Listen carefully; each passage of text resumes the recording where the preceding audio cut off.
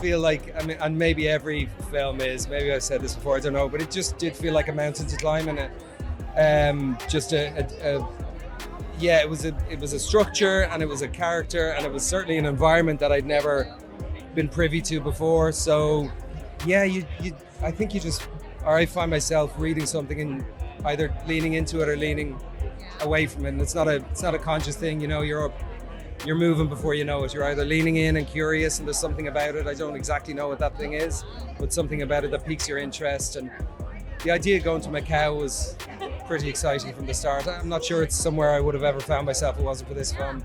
And then working with Edward, of course, was such a joy. Colin, right here. Lovely to be able to, to be an actor and working, you know, and it just keeps your interest alive. I mean, maybe your interest would be just as alive without it. I don't know. I can't separate it because I've been doing it for quite a while. But I certainly do, might sound pretentious, but I observe the world very keenly. I always did when I was a kid, though, to be honest. I was always just curious and fascinated with how things were for other people. And so yeah, acting has, for 25 years, it's hard to separate it from the most monumental moments in my life. I had an acting teacher once who said he came into the class, very bright man, very senior. He was working as an artistic director abroad, Irishman, and super successful. And he came in when I was in drama school, and he said, if anyone is here because you think this is therapy, you should leave now.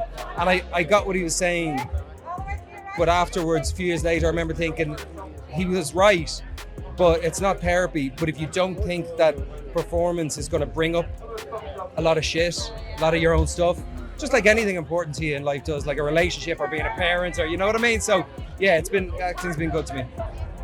And Edward, one last back right here, sir. Edward, on the left side.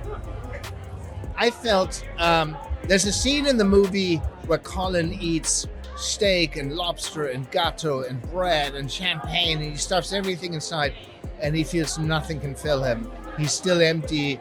So it's a story about a spiritually empty man in a spiritually empty world, and I feel that's a kind of related to a feeling we all have in the face of so many possibilities that are shown to us on the internet, on billboards and so forth, luxury here, there, and nothing will make us happy.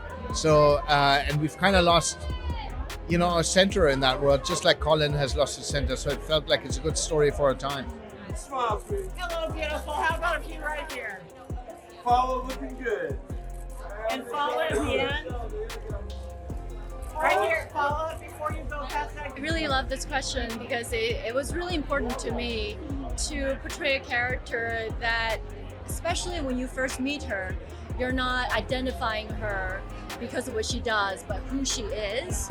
And originally in the book, she's not just a sex worker. She had a whole history of her life, and we meet her kind of at this very low point in her life. But I'm so glad. Kind of sad we didn't even kiss. But as amazing as Colin is as an actor, but I'm glad Doyle and Dao Ming as two characters, their connection is very platonic. It's very emotional.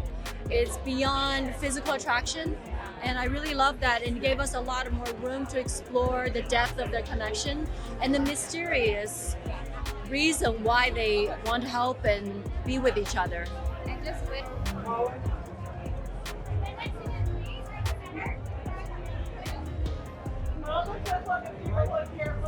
It's everything. I think acting is my life, it's my passion. It gives me purpose, and it makes me grow and be curious about the world.